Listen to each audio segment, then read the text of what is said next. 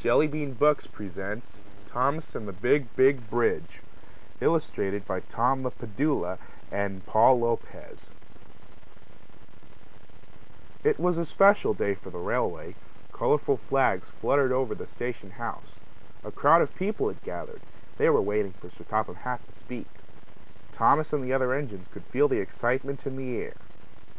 "We are to launch the new rail line through the mountains of Shodor," Sir Topham Hatt announced. "Today we opened the Big Big Bridge." What wonderful news! Everyone cheered. The mountains were beautiful. The people of Sodor couldn't wait to visit them. Everyone wanted to see the Big Big Bridge. It had towers so high the tops touched the sky, and the valley beneath was so deep that when you were on the Big Big Bridge, you could barely see the ground. Thomas was excited about the new rail line. He didn't give the bridge a second thought. After all, he had crossed lots of bridges. "This is a really splendid day," he said happily. Then Henry chugged up to Thomas.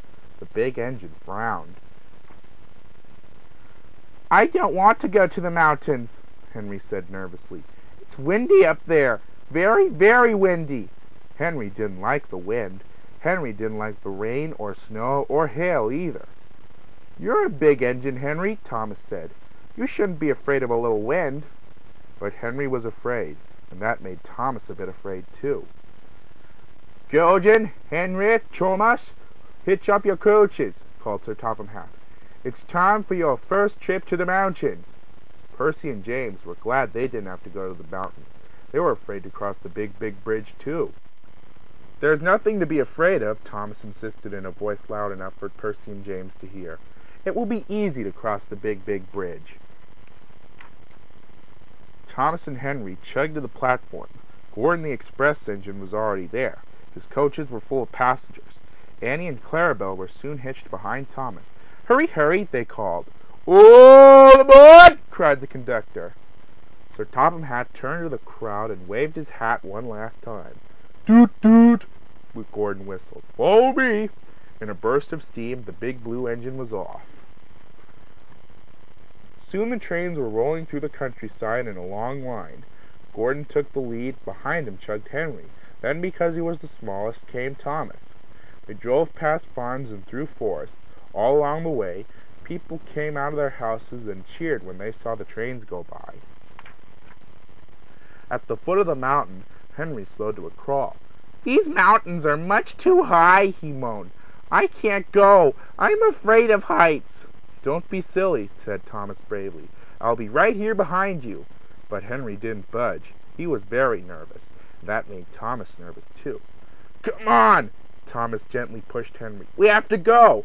The brand new tracks were smooth and shiny, but Henry barely moved along them. The truth was, Henry didn't want to reach the top of the mountain, because he'd have to cross the Big Big Bridge.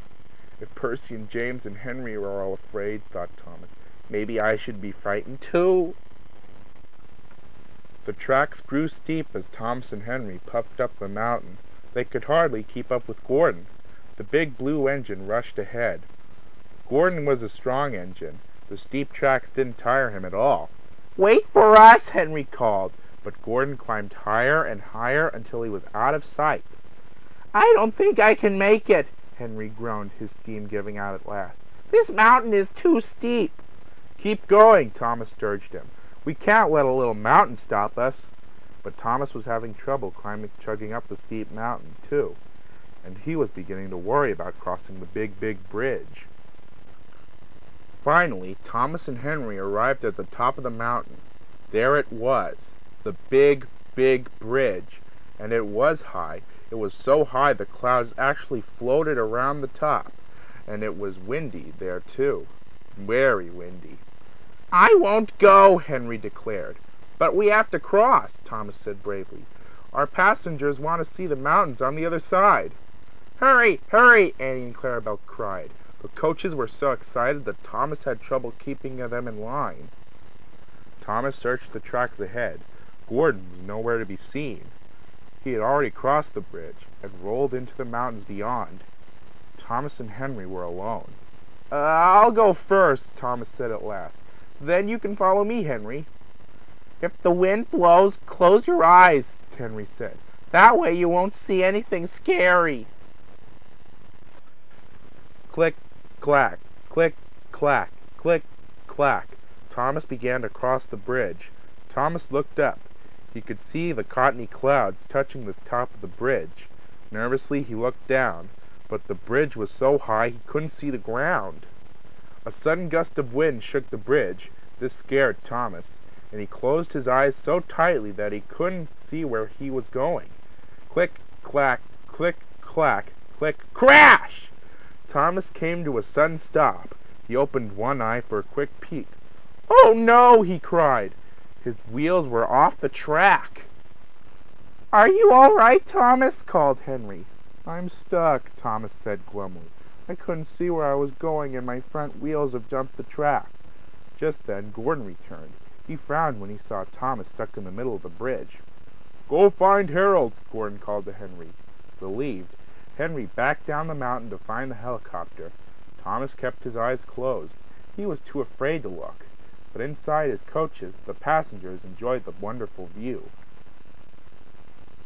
Finally, Thomas heard the whirl of rotors. Harold was here to rescue him. Slowly, Thomas opened his eyes. He looked at the blue sky above and the green mountains all around. "What a lovely view!" he exclaimed. "I was silly to shut my eyes and almost missed everything." "Hitch a rope to your buffer and hold on!" Harold cried. In no time at all, Harold had lifted Thomas back onto the tracks. Thomas backed up to where Henry waited. "Come on, Henry," said Thomas. "The view is spectacular. I should have never been afraid." With that, Thomas turned and chugged happily across the big, big bridge. Henry watched in wonder. "If he's not afraid, maybe I shouldn't be either," Henry decided. Slowly, the big green engine made his way across the bridge, too. Soon Thomas and Henry arrived at the station house. The mountains were really lovely. Everyone was happy to have seen them, but Thomas was the happiest one of all. He was proud that he had crossed the big, big bridge. The end.